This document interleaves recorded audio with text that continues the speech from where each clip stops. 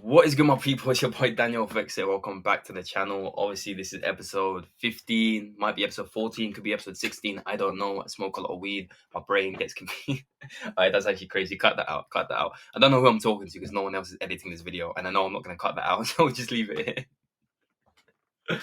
Anyways, if you haven't clicked off the video already, it's your boy Daniel. It's episode whatever of the Indices Bootcamp. Today's episode is all about how to take a loss.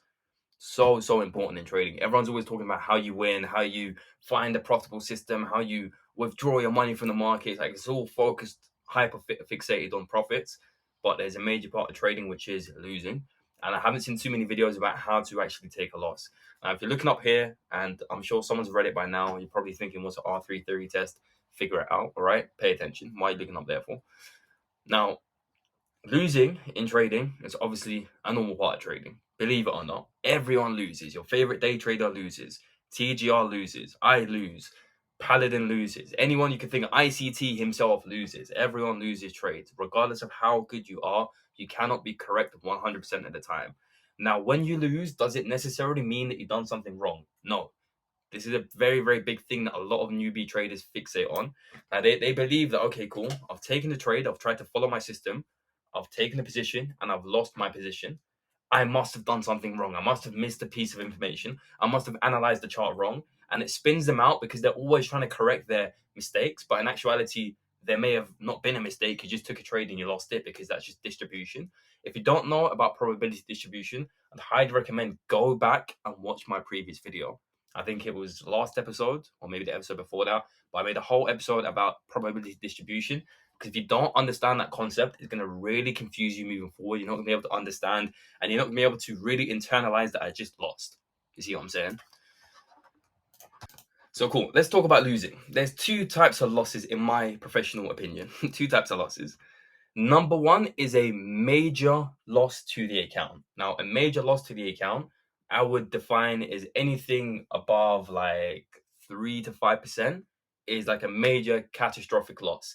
In order for you to incur that loss on your account, you must have done something wrong. You must have messed up. You must have acted out of emotion. You must have over leveraged. You must have scaled into a position. Something you done resulted in you taking a much larger loss than you initially anticipated for. Now, these types of losses, in my opinion, are obviously the most painful losses because you messed up and you done something. It probably led to a blown account. Maybe you blew an evaluation. Maybe you got hard breach. Maybe you just lost more money than you wanted to lose.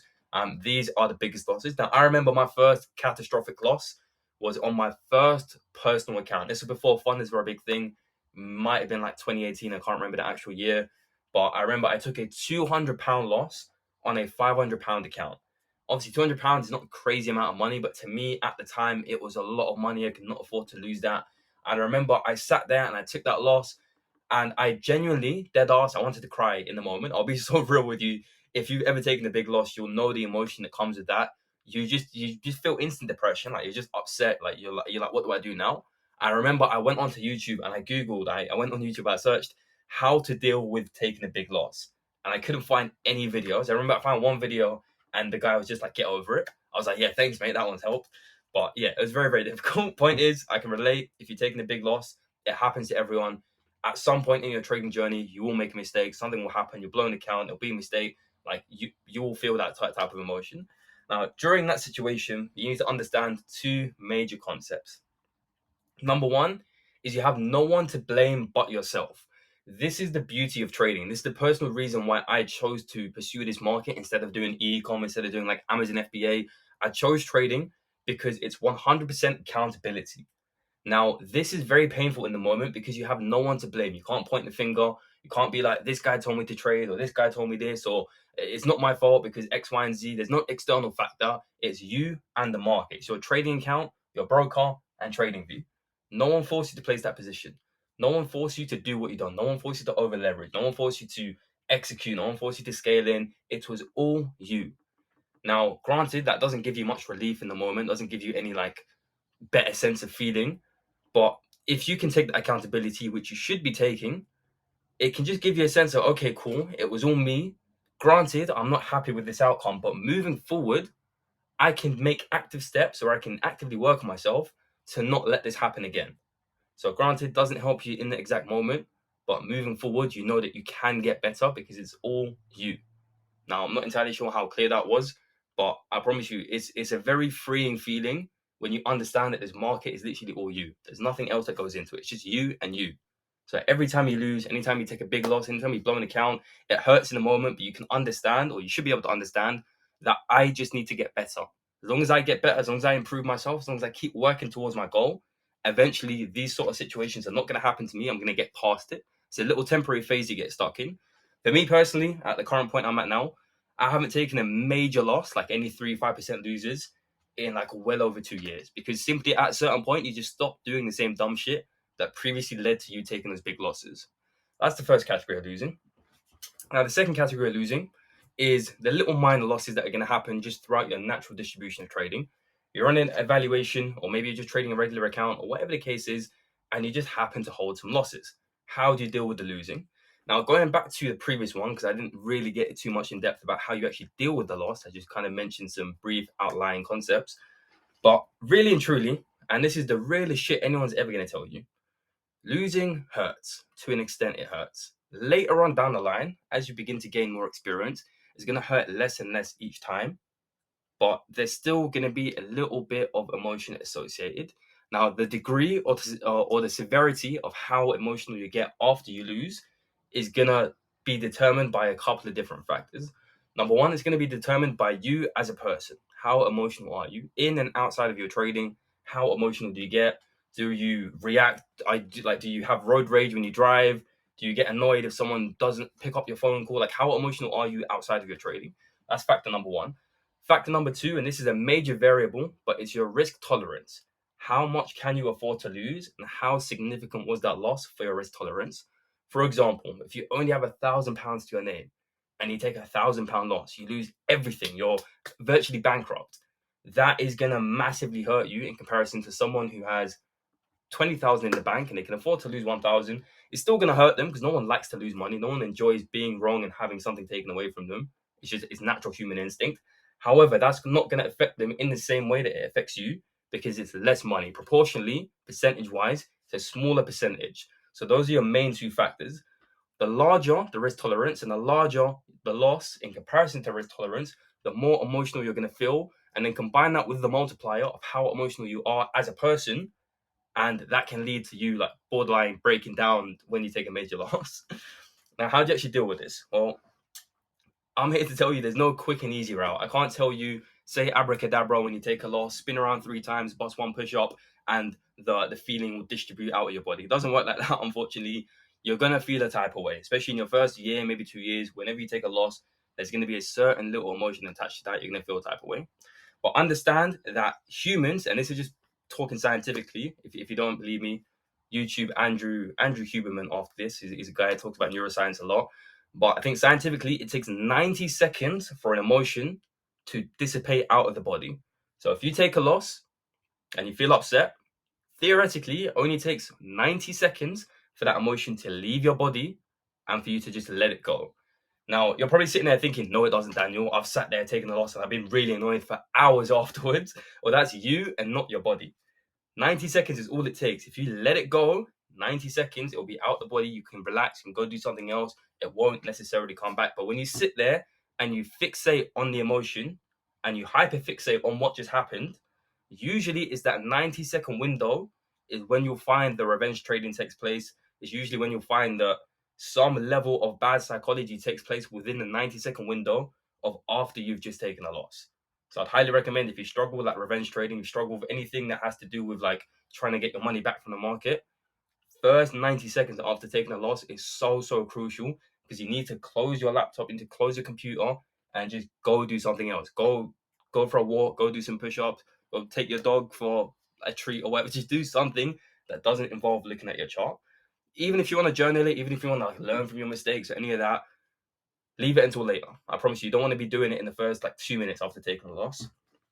Coming back to what I was saying, is if you're able to calm yourself down within a minute 30 of taking a loss, if you're able to internalize, okay, cool, I took a loss, I'm fine with the outcome, it is what it is, and manage my risk correctly, it's simply just distribution, you're going to find it a lot easier to just move on with the rest of your day.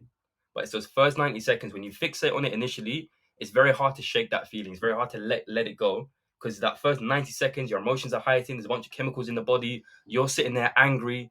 That emotion then lingers in your mind. You carry it with you for the rest of the day. Maybe it leads over to the next trade. It's not good. So remember, first 90 seconds, super, super important. Close your laptop, get yourself back in a nice Zen mode, and keep it stepping. Now, back to what I was saying. How do we deal with losses? How do we deal with taking a big L? Now, I've only really spoken about taking a big L, which, as we just previously discussed, is going to hurt regardless. You're going to deal with it. It is what it is. There's nothing you can do about it. Taking a small loss, however, is entirely different in my opinion. Small losses, big losses, different methodology behind dealing with them. Taking a small loss, and by small loss, I mean just controlled risk, maybe 1, max 2%. Obviously, it's dependent on how risky your trading is, dependent on your, again, risk tolerance. But generally speaking, for most people, it's anywhere from 0.5 to 2% per trade is how much they averagely lose. Now, you need to understand that, again, distribution is distribution. You're going to lose at some point, so you shouldn't be shocked when you take a loss.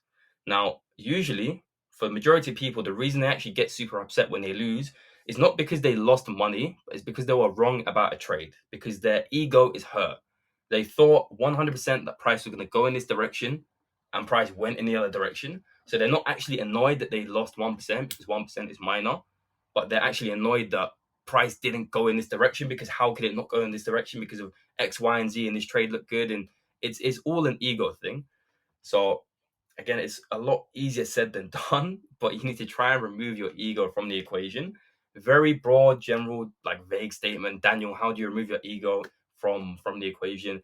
I can't necessarily give you the answer to that, because we'll be sitting here for the next 6 hours trying to explain what is ego, how do you remove it, etc. I'd highly recommend read Ego is the Enemy. It's a very, very good book. Ego is the Enemy. I've completely forgot the author off the top of my head, but that book will teach you a little bit about ego, etc. But if I gave you a coin and I told you, listen, bro, flip this coin. If you land on heads, I give you $2,000. If you land on tails, I take $1,000 away from you. Now, you know that it's a 50-50 chance of head or tails. So it's a completely random distribution. You don't know when it's going to be heads. You don't know when it's going to be tails. But the fact that you have +2 on one side and -1 on the other side means that if you continue to flip this coin and you continue to just go and flip it and flip it and flip it, eventually you're going to make money, because you're making more than you're losing, and it's an even distribution, is the idea.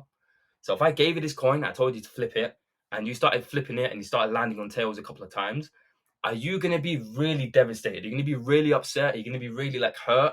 Or are you just going to be like, okay, cool, it's minor. I've landed on tails a couple of times. Let me just keep flipping it. Because I know sooner or later, I trust, because I understand the maths. And again, this links in very heavily to data collection and really understanding your numbers. Because the more you understand your numbers, and the more that you understand your distribution, and the more that you understand how your system plays out in a live market, the more confident you're going to be. I'm very feel. If you guys, if you know, then you know, innit? The little meme reference right there. Anyways, if you're very confident in your numbers, you're going to be more confident in just continuing to flip that coin and continuing to trust your system, because you know that on a long enough time scale, your numbers are going to play out, your distribution is going to play out in your favor, and you're going to end up making money anyway. Generally speaking, the people that get really upset whenever they take a little minor loss are the people who don't understand their numbers. They haven't done the data collection. They don't know when they're going to come out of this little losing streak. They don't understand that, if I just continue to trade, I'm eventually going to hit some profitable trades. And they just spin themselves out. And again, it links in very heavily to just data collection errors. You see what I'm saying? Now, I can't lie, I feel like I've gone on like 3, 4, maybe 5 different tangents on this video. And just due to the nature of the Indices Bootcamp, I don't edit any of these videos. I'm not going to cut anything out. So this is just raw, unseen, uncut footage. I'm trying to think, because I feel like I may have left some important parts out about the losing. So just give me a minute. Let me just pause this for a minute. All right. In conclusion, regardless whether or not it comes to big losses or small losses, initially speaking, you're going to feel a type of way. You're going to have a initial reaction. You're going to have an initial spike in adrenaline, spike in just depression, whatever you want to call it. You're going to feel a type of way. Now, during the first 90 seconds of any sort of loss is when your emotions are going to be at their highest point. So I'd highly recommend, if you have a problem with acting out of emotion, you need to stop yourself within those first 90 seconds. It's the most crucial time window for you. 90 seconds, a minute 30 after taking a loss is when your emotions are going to be at their highest. If you can calm yourself and if you can internalize that, okay, I just simply took a loss, it's minor, and actually be calm and be like acceptant of the fact that you lost within a minute 30, you can move on with the rest of your day and it'll be completely fine. If you fixate on it, you can carry that with you easily for the rest of the day, easily for the rest of the week, and it can just sit there and linger on your mind and really irritate you. So highly recommend minute 30, do whatever it is that you need to do, get your mind off of the trade that you just took. Understand that if you lost, it was all you. It wasn't the market, it wasn't anything else, it was all you. And also understand that just because not every trade happened to be like an analytical error, what I mean by that is just because every trade doesn't necessarily mean that you can improve your strategy and make sure that in the future you don't take that type of loss. That's not what I'm saying, but I'm saying that you as a person and you as a trader can always get better on every single position. Your psychology can always get better, your mindset can always get better, you can always improve. And that element of accountability can give you a little bit of peace in the moment. Okay, cool. Even though I'm losing now, even though I've taken X, Y, and Z losses, I can always get better. I can always improve. That is it. I'm going to stop waffling here because I feel like I've gone in circles a couple of times. I don't script any of these videos. I don't even know what I'm going to say. I just start recording and just start spitting bars. So hopefully you guys learned a little bit from that. Hopefully I didn't waffle too much. If you made it up until this part of the video, love you, G. My guy, if the man them saw that clip right there, don't. Anyways, I'm waffling now. See you guys in episode 17 or whatever the next one is.